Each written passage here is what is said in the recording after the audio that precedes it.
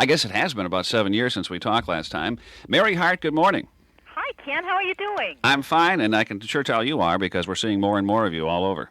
Well, I've been busy working on all kinds of things, from the circus to the workout. That's right. You have a new video that's out. Mary Hart, who was on Entertainment Tonight for, 7 years? It'll be 7 years this coming June. I can't believe it. is now involved in circuses and videos and all kinds of things, and we'll touch on all of those. But, you have a new exercise video out that is being distributed by Avon, as I understand it. Yes, it's a 45-minute low-impact aerobics workout, Ken, that I put together with a woman who was actually a national aerobics champion. We choreographed it together last fall, and the finished product came out through Avon on Monday. Uh-huh. I understand Tom Hayden has a new video out, too. It's called The Jane Fonda Didn't Work Out. Oh, that is very bad. Have you used that one before on the air? I'm afraid we did, yes, but... I hadn't heard it. Is yours about like everybody else's as far as really trying to get people starting to get that blood pressure pumped up and all that kind of thing? Well, obviously, that's the goal of any workout. I mean, that's the healthy and important thing. But I think it's different. First of all, if you compare personalities on tapes, they're all different. And so it's a matter of what you choose, who you choose to watch, and who you feel most comfortable with.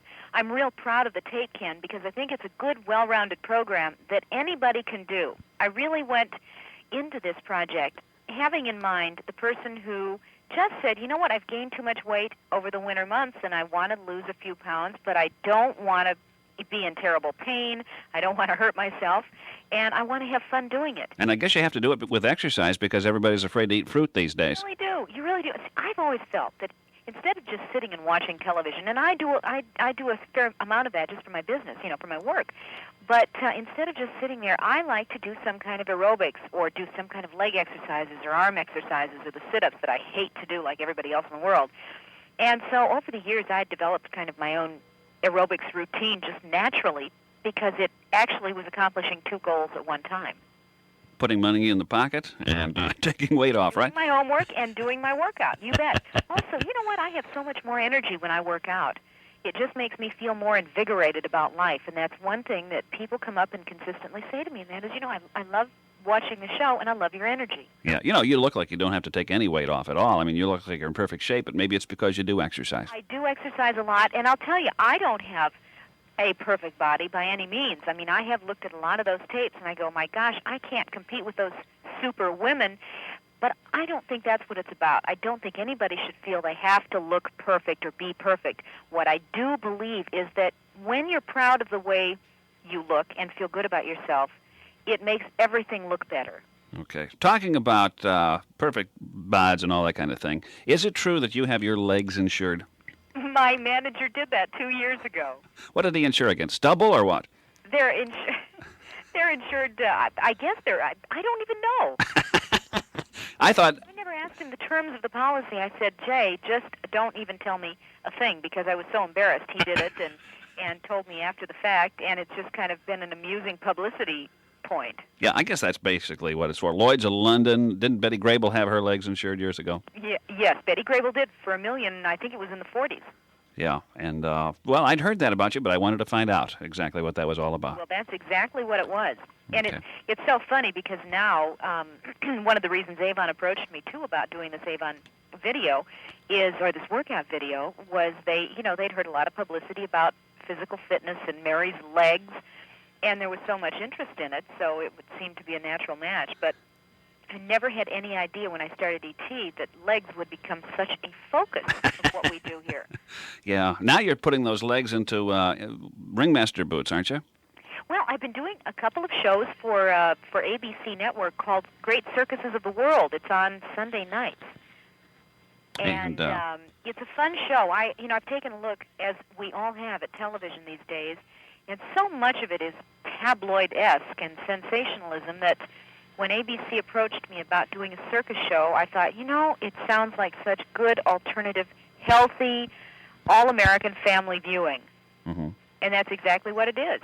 This is kind of a circus town. Bloomington Normal was a winter camping grounds for so many flying acts years ago. Didn't know that. And even people who were in circuses years ago, like Clayton Moore, who was the Lone Ranger, knows about Bloomington Normal as kind of a spot. In fact, one of the best circus museums in the country is right here in Bloomington Normal. No idea. Yeah, at Illinois State University. So I may have to come check that out sometime. Well, we'd love it if you would. Well, Yeah. I'm a great lover of the circus. I did Circus of the Stars for 3 years for CBS and learned to do the high wire act. I spent three and a half months working on the high wire, 2 hours a day, 6 days a week. And it just scared the tar out of me. But I loved it. It was invigorating. It was a challenge. I overcame my fear about heights, and it was an incredible experience. I interviewed Carl Wallenda shortly before that tragic accident. Here. And you can tell it was just in his blood. I mean, you get hooked on it, don't you? There is a special quality about circus people that is fascinating because they really do risk life and limb, as they say, for their profession, and they love it. Mm-hmm. An interesting side note, if anybody is old enough to remember WBKB-TV out of Chicago, years ago, back in the early days of television, they had a show on called Super Circus. Claude Kirshner was the ring announcer. Now, that sounds like a fight, doesn't it? The announcer, the ringmaster for the circus, Claude Kirshner, but there was a young girl on the show who had beautiful blonde hair, whose name was Mary Hartline. Do you know, I have never seen a tape of that show, but I'd heard about her. Yeah, but isn't it's interesting now? Here's not Mary Hartline, but Mary Hart involved in circuses. I'm told that she is retired and lives in the Palm Springs, Palm Desert area now. But she's not somebody I've ever met. And again, ABC, when we were talking about this, and somebody said, do you remember a show called, and I would love to meet her someday. Yeah, it'd be great, wouldn't it? Mm-hmm. Yeah, there were clowns, and Nikki Francis. Now, I haven't seen these in years, but that was their main clown, and it all came out of Chicago, I guess, back in the days of live television. Right. Yeah. Now, you probably do edit certain things, but you never know what's going to happen during a circus act, do you? You never do. It's very, it's predictable in the sense that people are professionals and they tend to be consistent, but there are always factors when you travel around from city to city. When you do something live like they do and it's risky, we can all get in different moods and everything can affect the performance. Mm-hmm. You just, speaking of performances and your busy schedule, you just recently got engaged, did you not? I did. Congratulations. Thank you very much. To Bert Sugarman, as I recall. Uh-huh. Who's a man here in Los Angeles. Yeah, didn't he produce some television shows? Yes, he did. As a matter of fact, he produced Midnight Special, and he also produced 3 movies, Crimes of the Heart, Extremities, and his most famous, Children of a Lesser God. But he's also in other kinds of businesses. I see. Is this going to? Do you see your life getting so busy to the point now where you're not going to be able to do everything you want to do? You know what? I think, Ken, that there are trade-offs when you decide you want to spend your life with somebody, and I don't think they're negative at all. I think maybe my priorities have shifted a little bit. I love my work. Believe me, I have no intentions of changing anything about, my involvement with Entertainment Tonight or not pursuing my career, because that is extremely important to who I am. But in terms of traveling around the country and maybe making as many personal appearances as I have been doing over the last few years, yes, I'm opting to not do that as much. Yeah. Let me ask you this about E.T. E.T. is an entertainment show, certainly, but in a way it's almost like a news format. What are the guidelines you use? You're entertainers as well, aren't you? But, I mean, you try not to focus the show so much on yourselves as you do on the pieces that you report on. Oh, absolutely. That really, the focus has to be on the stories and the people who, of whom those stories are about. Boy, that was a convoluted sentence. About whom those stories are. Well, that doesn't work either. I understood you perfectly, so I must be on the same wavelength. Good. I'm glad to hear that. I used to be a high school English teacher. I'm almost embarrassed to admit it all in the same sentence. But our guidelines are certainly common journalistic guidelines, but it is, you're right, it's a blend of that kind of information and news as well as entertainment. And I think it's real important, we've gone through our phases. At different times it's been a little more chatty. But when you're, in this day and age, you have to have a high, fast-paced, high-energy show for people to keep watching. Mm-hmm. And that means you've got to keep the focus moving on the stories. It doesn't work for John and me to spend a lot of time talking between ourselves. Yeah, you're not going to punch each other out and get a broken nose, hopefully. Gads. But, boy, the rating... Throw a chair or two every once in a while. Cover a Bobby Knight story or something. Yeah, right. Yeah. But it's interesting to see what is happening. And when you made a comment earlier about the craziness of the broadcast business anymore, it's nice to see something back on like a circus. I just wondered what your views were about how we are actually presenting the news, how we're doing all these other shows. Well, I think standards have changed so drastically in the last 4 years, it's frightening. It's a personal disappointment. I get real tired of seeing so much exploitation of sex and violence, and I will say we are somewhat guilty of that same thing because it's what people want to see. And until people register their dislike for that kind of programming, it will stay on the air. And Geraldo will continue to do what he does, and Maury Povich with The Current Affair will continue their tabloid-esque shows.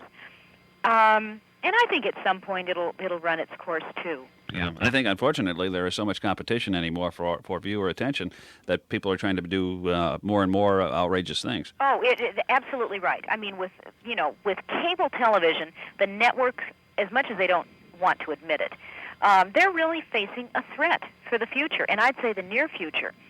So that's why standards have changed so much even on network television. But, if you look at cable television, these standards are much, much more lax. And it's all coming together to make for a lot of things that most of us don't want to see on TV. Yeah. As far as your future is concerned, now we're doing, circuses, we're doing videos. You're doing all these things on ET. Would you ever like to get on a series television show, much like a sitcom or anything? Well, you know what? I have talked about that. I've thought about that, Ken. I read scripts all the time. In fact, 2 were submitted to me this week that I turned down because I just wasn't crazy about them. It would have to be such a wonderful, unique property. And what I've discovered in reading scripts over the last few years is that there are very few new ideas. Mm-hmm. It's real tough to come up with that. So meantime, I happen to love the job that I have. I think I'm blessed because I have one of the best jobs in broadcasting today. And to say that I've been on a show that has been successful for 8 years is, it's something that very few people can ever have the good fortune of being able to say. That's true. And some of the things you do cover, I think you do very, very tastefully, even though some of the events are kind of raised or looked at with one eyebrow raised. You know what I mean? You cover those kind of stories that everybody else does, but you do a fine job on them. Well, I appreciate that very much. For example, our inside story tonight is on the Penthouse pet who is suing Bob Guccione, the owner of the publisher of Penthouse. And it's pretty sleazy stuff, but it is newsworthy. He's a public figure. It's a $10 million lawsuit, and it makes for good copy and good viewing. Yeah. According to a lot of people, because there's a certain amount of titillation there. Yeah. You're in the Hollywood scene. Drugs were such a big problem for so long. Is the drug problem getting any better? I sure think it is, because so many of the people, first of all, it's there are a lot of kind of black jokes about how if you're really successful, you go to the Betty Ford clinic, or to get the cover of a magazine and get a lot of publicity, you've got to admit that you were some kind of an addict. But I think it has changed immensely because people at first thought they could play with it and then realized it got out of hand and was deadly dangerous. Mm-hmm. And I hear that kind of talk rather than ever see anybody do any kind of drugs. I mean, it's not something people do around me anyway, but... Yeah. You wonder if it is going away, or if we're just so tired of hearing about it, it just doesn't get reported anymore. No, I think the fact is that we have a tremendous drug problem in the country, but and that's a travesty. It's a travesty that we must all take action on and take responsibility for and do something about. I think it's extremely, it has to be a high priority issue with the Bush administration. But I think in Hollywood things have changed, and Hollywood does have a tendency for setting paces and setting certain trends. Mm-hmm. We've gone away from it here, and I would hope that we can do something to stop it in the country. Yeah.